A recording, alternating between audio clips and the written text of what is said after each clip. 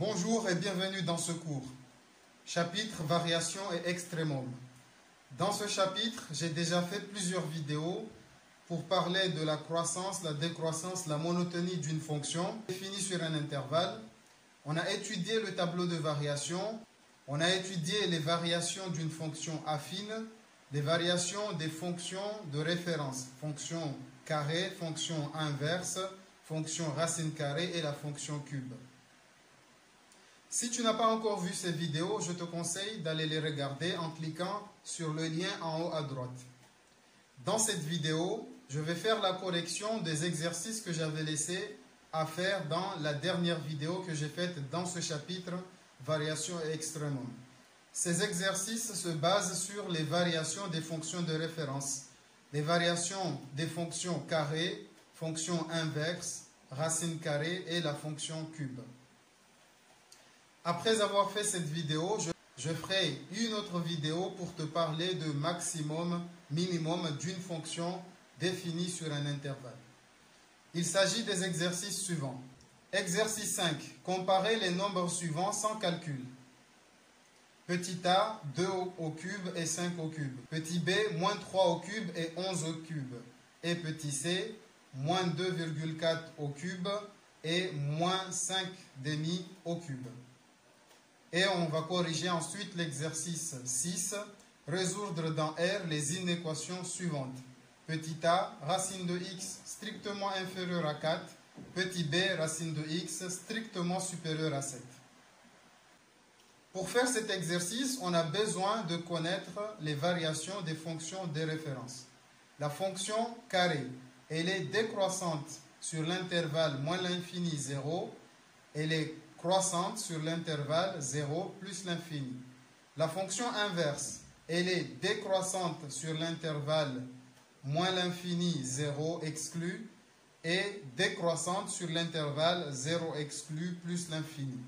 La fonction racine carrée, elle est croissante dans son ensemble de définitions, c'est-à-dire sur l'intervalle 0 inclus plus l'infini. La fonction cube, elle est aussi croissante sur son ensemble de définitions, à savoir sur R, l'intervalle moins l'infini plus l'infini. Si tu n'as pas encore fait ces exercices, je te conseille de les faire avant de regarder la suite de cette vidéo, car je vais en donner la correction. Pour te permettre de les faire, voici quelques conseils. Conseil numéro 1. On identifie les nombres à comparer comme image d'une fonction de référence. Ici, par exemple, il s'agit de la fonction cube. 2. On utilise alors les variations de la fonction identifiée pour comparer les images. Conseil numéro 3. Concernant surtout l'exercice 6, on combine les informations liées à l'expression de la fonction de référence avec celles liées aux variations de ces fonctions. C'est parti. Exercice 5. Comparer les nombres suivants sans calcul. Petit a, 2 au cube et 5 au cube. On va utiliser mon premier conseil. On identifie les nombres à comparer comme image d'une fonction de référence. Ici, il s'agit de la fonction cube. Donc, exercice 5, petit a, on veut comparer le nombre 2 au cube et 5 au cube. Soit f, la fonction définie par f de x égale x au cube. On sait que f est défini sur R. Donc, pour tout x appartenant à R. On remarque que 2 au cube, c'est égal à f de 2. 5 au cube, c'est égal à f de 5. Or, qu'est-ce qu'on sait sur la fonction cube?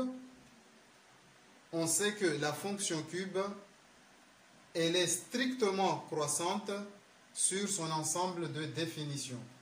C'est-à-dire que comme 2 est inférieur à 5, on en déduit que f de 2 est inférieur à f de 5. D'où la comparaison évidente que 2 au cube est strictement inférieur à 5 au cube.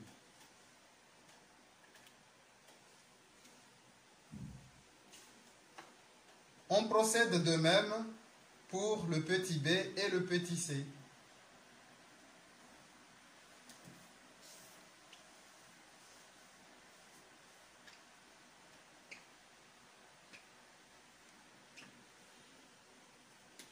Petit b, on nous demande de comparer le nombre moins 3 au cube ainsi que le nombre 11 au cube.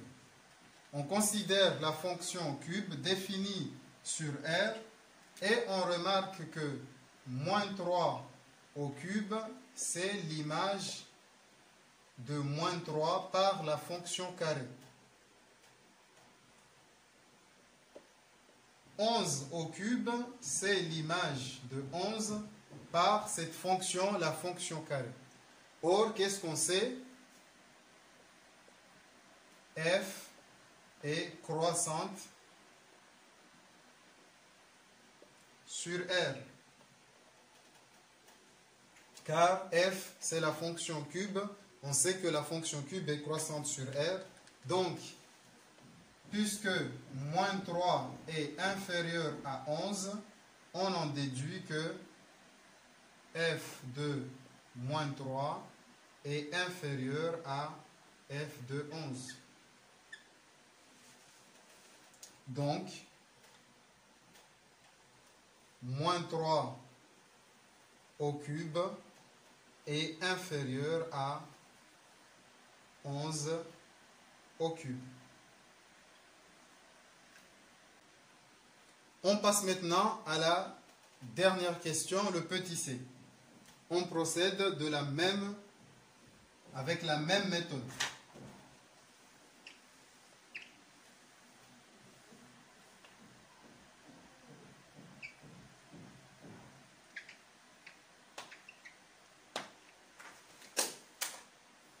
Petit c, on veut comparer le nombre moins 2,4 au cube avec le nombre moins 5 sur 2 au cube.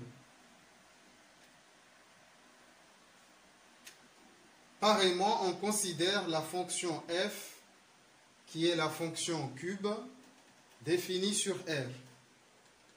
On remarque que moins 2,4 au cube, c'est l'image de moins 2,4 .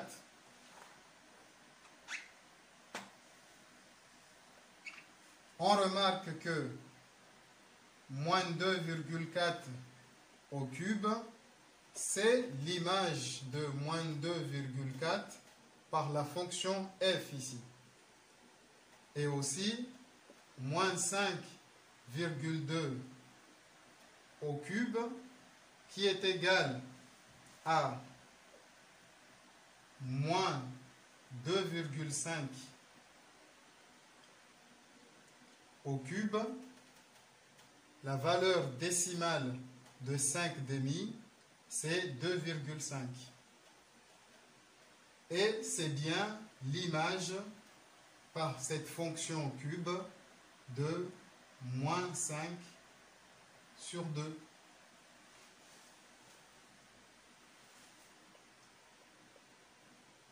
On sait que f est croissante sur R. Donc, comme moins 2,4 est supérieur à moins 2,5, je rappelle que moins 2,5, c'est la valeur décimale de moins 5 demi.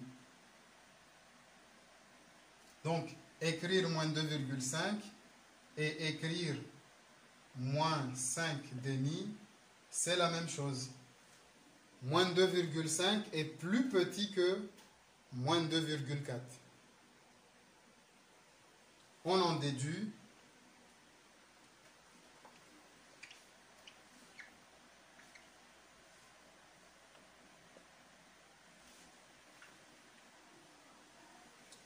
c'est-à-dire, donc ça c'est équivalent à dire que l'image de moins 2,4 est supérieure à l'image de moins 5 demi. Par conséquent,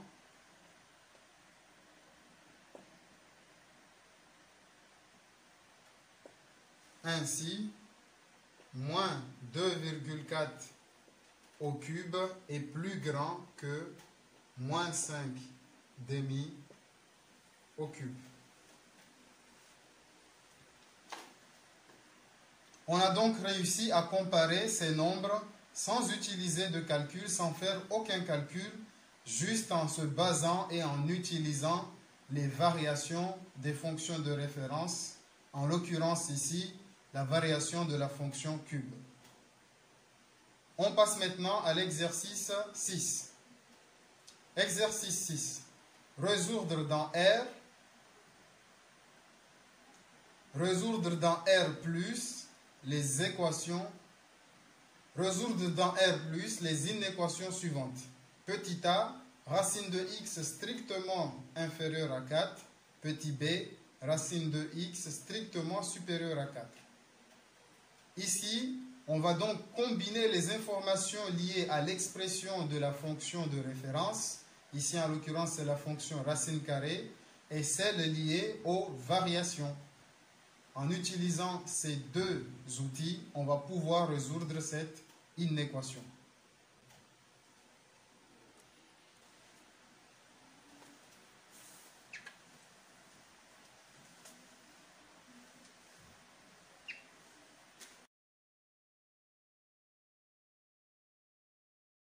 Résoudre l'inéquation racine de x strictement inférieure à 4. Pour résoudre ce type d'inéquation, on va d'une part résoudre l'équation racine de x égale 4. Ce type d'inéquation se résout tout simplement en suivant la méthode qu'on a déjà vue dans un autre chapitre. Ici, il faut savoir que ce type d'équation se résout avec cette méthode. Racine de x égale 4. On élève au carré. On va avoir racine de x au carré égale 4 au carré. Le carré et la racine carrée étant deux fonctions réciproques, on a donc l'équivalent ici, x est égal à 8. Racine de x ici, au carré, ça donne x, et 4 au carré est égal à 8. Donc, on a une solution. D'autre part, on va utiliser les variations. D'après les variations de la fonction racine carrée,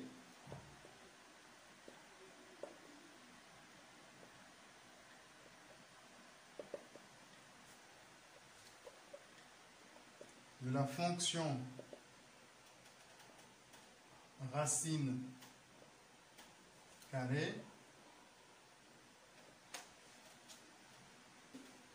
l'inéquation racine de x est strictement inférieure à 4 pour les valeurs de x qui appartiennent à l'intervalle inférieur. Donc, on commence par 0 et on s'arrête à la valeur de 8, mais 8 est exclu car l'inégalité est stricte. Donc 8 est exclu car pour x égale 8, on a racine de x qui est égale à 4. On peut voir ceci graphiquement.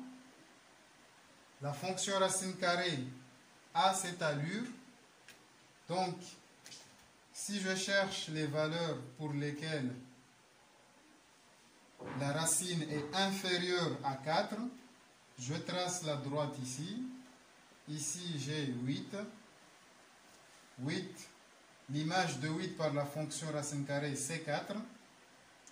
Et donc, l'intervalle de solution, c'est cet intervalle-là avec 8 exclus.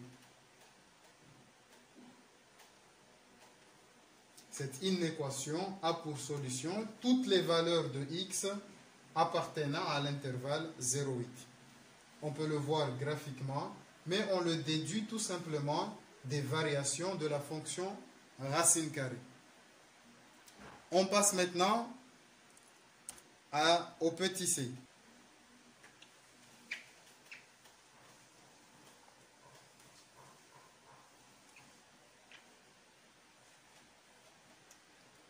Petit c, résoudre l'inéquation racine de x strictement supérieure à 7. On commence donc par résoudre l'équation racine de x égale 7. Ceci est équivalent à racine de x au carré égale 7 au carré. Ce qui est équivalent à x égale 7 au carré, 49.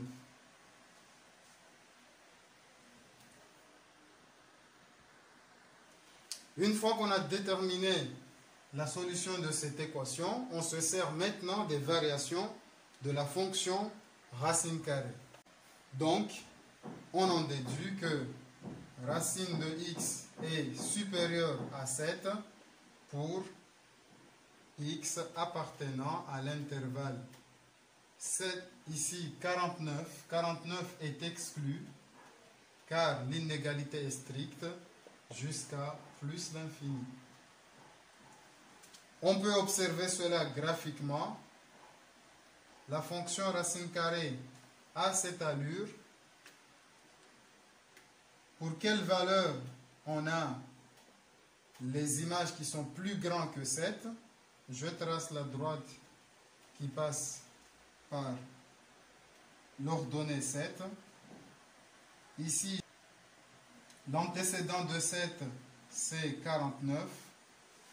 Et on voit bien qu'à partir de 49, la courbe elle est au-dessus de cette droite. Donc, les solutions sont 49 est exclu car il est égal jusqu'à plus l'infini. Ici.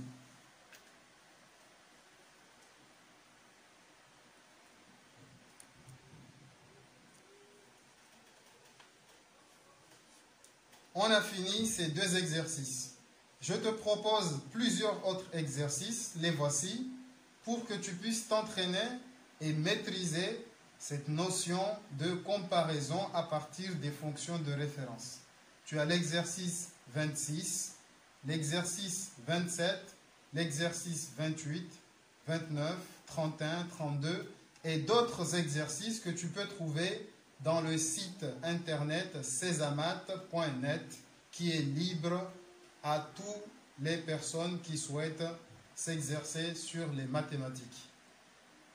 Voilà, donc on a fini ça. Je ne te laisse pas les mains vides pour autant. Pour la suite de ce chapitre, je vais faire le cours sur les maximums et les minimums d'une fonction sur un intervalle. Comment déterminer le maximum, comment déterminer le minimum d'une fonction sur un intervalle. Pour cela et pour te permettre de bien comprendre ces notions, je te propose cette activité. Tu dois faire cette activité pour bien comprendre la prochaine vidéo qui sortira lundi prochain. Je te dis à très bientôt dans une autre vidéo. N'oublie pas de partager cette vidéo à tous les élèves que tu connais, des élèves à partir de la classe de seconde. Tu leur partages cette vidéo et je te dis à très bientôt dans une nouvelle vidéo sur la chaîne Math Shimaori.